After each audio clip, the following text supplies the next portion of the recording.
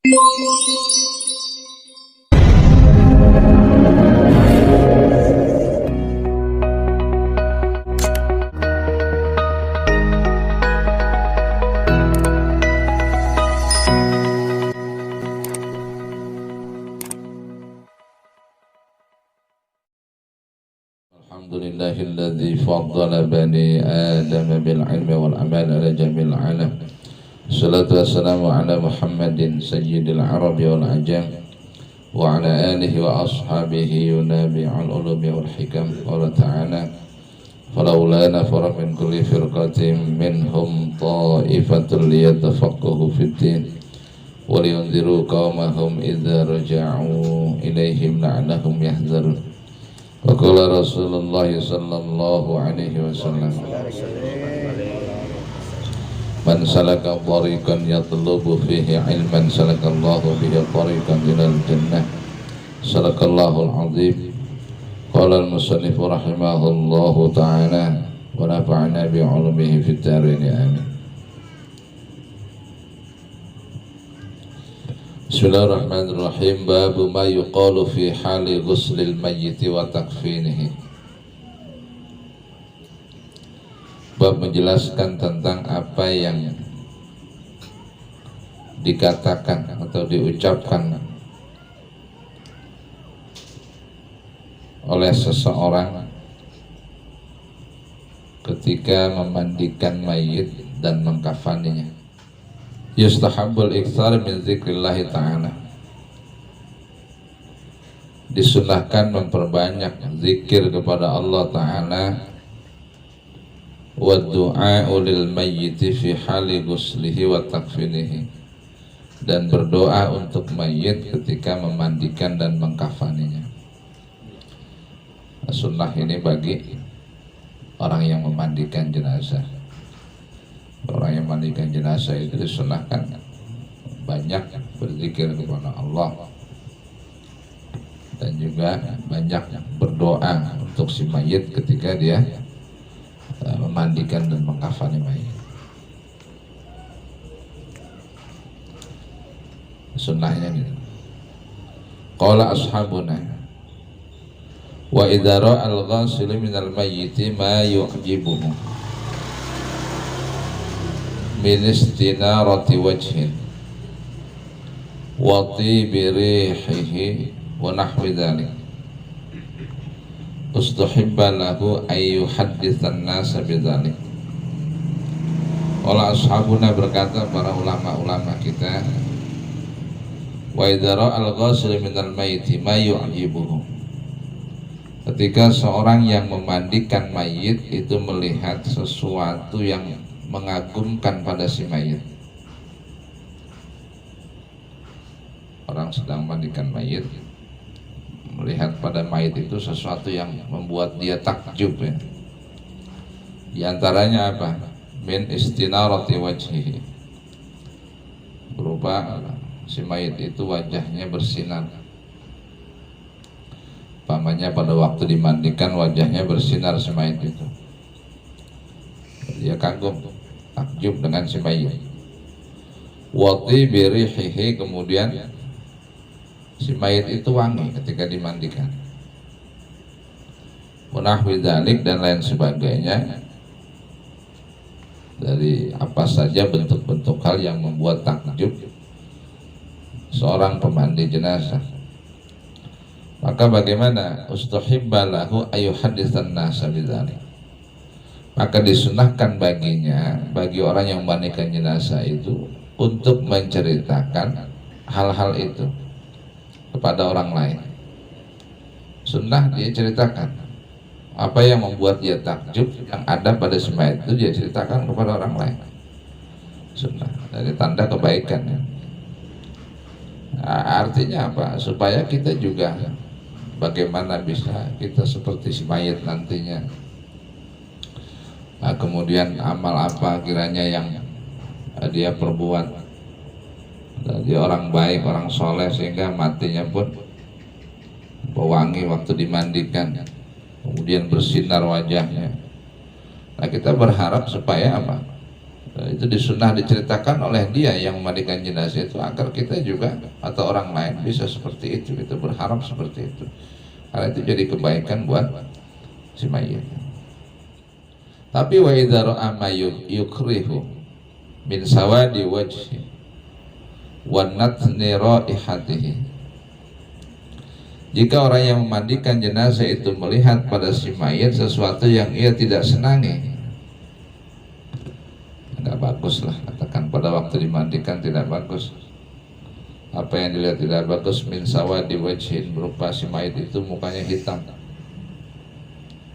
Seperti apa hitamnya mukanya si mayit? Wa natni raihatihi, kemudian bau, mayitnya bau ya. Natnun itu bau ya. Wa natni raihatihi, itu yang ketiganya. Nah, itu tulis saja natni raihatihi. Jadi pada waktu dimandikan jenazah itu bau umpamanya, menimbulkan bau yang natnun itu bau busuk aslinya, bau yang tidak enak. Kemudian bahwa taghayyuri 'udwin, berubahnya anggota tubuhnya. Berubah itu maksudnya ya seperti kuning atau hitam memar gitu ya, atau hitam kebiru-biruan. Itu sesuatu yang tidak baik ya.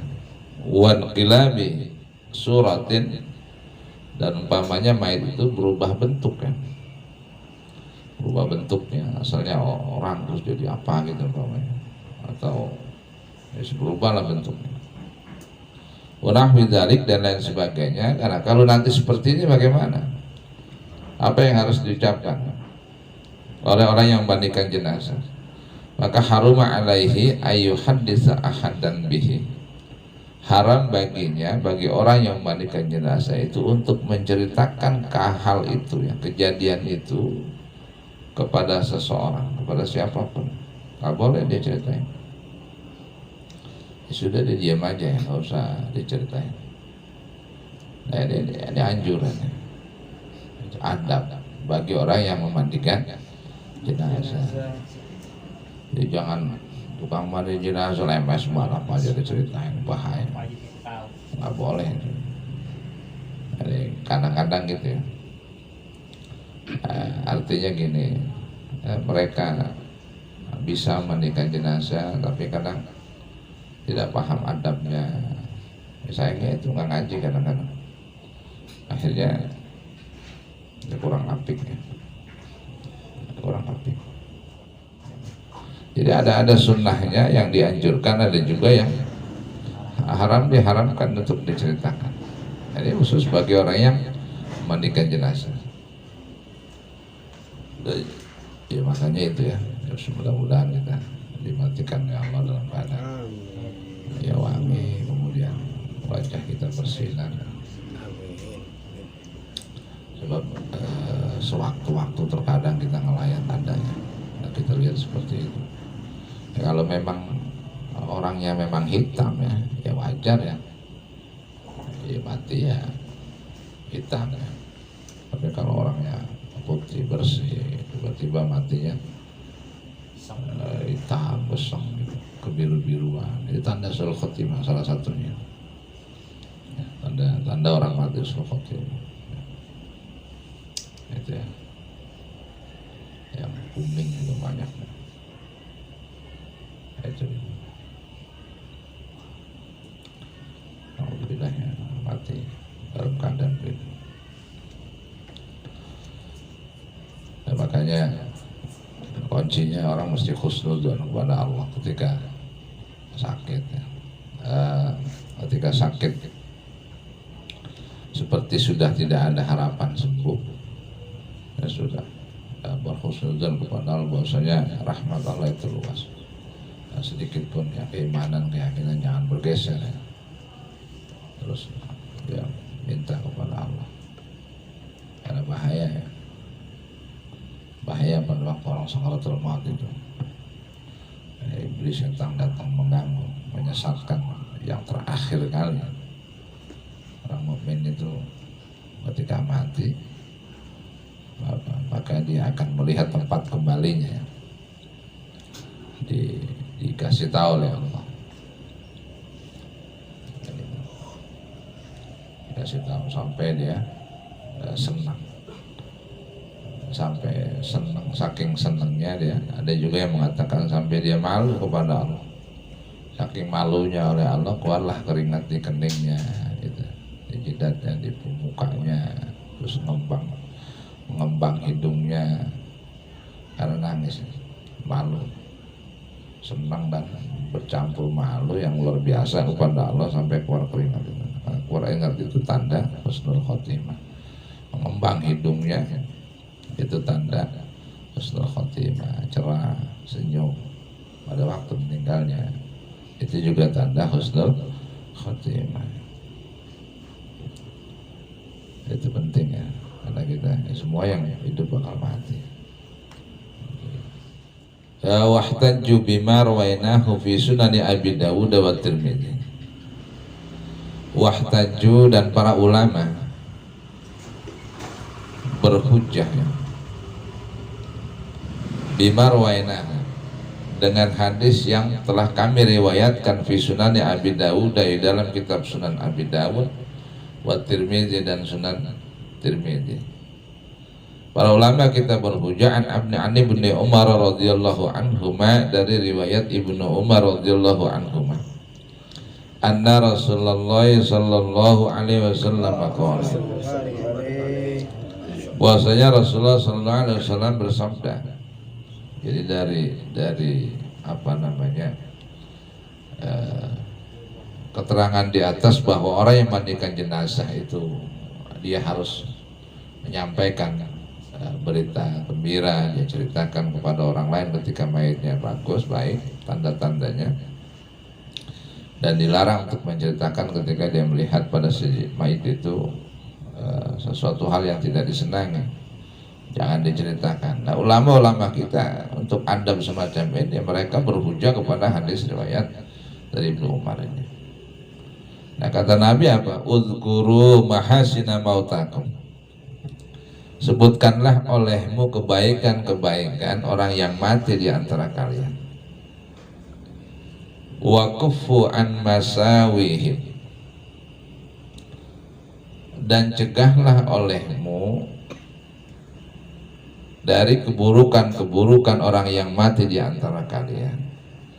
Artinya jangan kamu ceritakan keburukan-keburukan atau tanda-tanda yang buruk dari orang mati di antara kalian.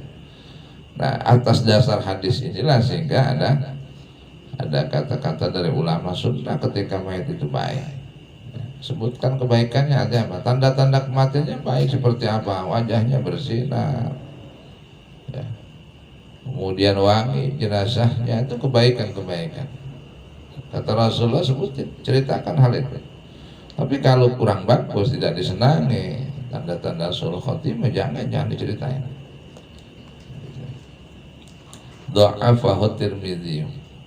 Hadis ini didhaifkan oleh Imam Tirmidzi. Awarwaina fi Sunanil Kabir lil Baihaqi. Kami telah meriwayatkan di dalam kitab Sunan Al-Kabir bagi Imam Al-Baihaqi. An Abi Rafi'i maula Rasulillah sallallahu alaihi wasallam. Diceritakan oleh Abi Rafi', sahabat Rasulullah sallallahu alaihi wasallam. Anna Rasulullah sallallahu alaihi wasallam qala, bahwasanya Rasulullah sallallahu alaihi wasallam bersabda, kata Nabi, man ghassala mayyitan fakatama alaihi ghafarallahu lahu arba'ina marratan. Barang siapa yang memandikan mayit kemudian ia menyembunyikan keburukan-keburukan si mayit, tanda-tanda buruknya dia sembunyikan, dia tidak ceritakan, maka kata Nabi, ghafarallahu lahu arba'ina marratan, Allah ampuni dia atau baginya 40 kali. Allah berikan ampunan padanya 40 kali. jangan diceritakan, ya sembunyikan. Itu aib ya, karena itu aib seseorang yang nggak boleh. Orang udah mati malah aibnya diceritakan, itu nambah beban beratnya siksa bagi dia nanti. Warwahul Hakim Abu Abdullah fil Mustadrak, dan telah meriwayatkan Al-Hakim, warwahu Al-Hakim Abu Abdullah, dan telah meriwayatkan ini hadis Al-Hakim Abu Abdullah fil Mustadrak, di dalam kitab Al-Mustadrak, ala sahihaini, melalui Bukhari dan Muslim. Waqala, dan berkata Al-Hakim, hadisun sahihun ala syarti muslimin, hadis ini sahih melalui syarat Imam Muslim. Thumma inna jamahir ashabina atlaqu al-mas'alata kama dzakartuhu, kemudian sekelompok ulama-ulama kita menyamakan masalah ini atau menyamakan atau memutlakkan masalah ini sebagaimana yang telah kami sebutkan. Wa qala Abul Khairi Al-Yamani sahibul bayan, dan telah berkata Abul Khair Al-Yamani, pengarang kitab Al-Bayan, minhum, di antara para ulama-ulama kita, mengatakan lau kanal mayyitu mubtadi'an mudhiran lil bid'ati, jika si mayit itu adalah seorang ahli bid'ah yang menampakkan perbuatan bid'ahnya, waro al-ghasil minhu ma yukrah, dan orang yang memandikan mayatnya itu melihat padanya sesuatu yang tidak dia senangi, tanda-tanda yang buruk umpamanya. Jadi jika mayatnya seorang ahli bid'ah yang menampakkan perbuatan bid'ahnya, kemudian pada waktu dia mati yang memandikan melihat ada tanda-tanda yang tidak baik padanya, nah, bagaimana? Kata Abul Khair Al-Yamani, falladzi yaqtadhihi al-qiyas, maka pendapat yang dijadikan hukum qiyas adalah ayyatahaddatsa bihi fin nasi, agar orang yang memandikan jenazah ahli bid'ah itu menceritakan kejadian itu kepada manusia atau kepada orang lain. Tujuannya apa? Liyakuna dzalik zajran linnasi 'anil bid'ati, tujuannya adalah dia ceritakan agar orang-orang yang mendengar atau yang diceritakan itu menjauhi dari perbuatan-perbuatan bid'ah. Ini mayatnya ahlul bid'ah, begitu mati seperti itu kondisinya, keadaannya, tanda-tanda sulh khotimahnya ada. Nah, para ulama-ulama kita nggak apa-apa kalau ahlul bid'ah, ceritakan saja. Gitu. Nah, ada nilainya, ada hikmah di balik penceritaan itu. Apa hikmahnya? Supaya orang tidak berbuat seperti itu. Nah, kalau Anda berbuat seperti bid'ah, ya kayak gitu nanti matinya. Ini ada unsur kebolehannya dari sini. Ada unsur muqabalah. Bukan ahli bid'ah jangan. Walaupun buruk ya, jelas-jelas sul khotimah nggak usah. Tapi kalau ahli bid'ah ceritakan saja. Hanya menurut sebagian jumhur ulama Syafi'iyah. Di antaranya adalah Abul Khair Al-Yamani, seorang pengarang kitab Al-Bayan, mengatakan demikian. Silakan, boleh saja ceritakan. Tapi kalau bukan ahli bid'ah jangan, haram, nggak boleh. Ini artinya apa? Karena yaitu sangat dilarangnya ahlul bid'ah. Sebab orang yang pendosa ya, dalam keterangan yang lain ini, orang Islam walaupun dia maksiat, orang mukmin walaupun dia berbuat maksiat, seorang pendosa, ketika dia bertobat dari dosanya Allah terima. Tapi kalau Islam, tapi ahlul bid'ah, seorang pelaku bid'ah, itu ketika dia bertobat Allah nggak terima tobatnya.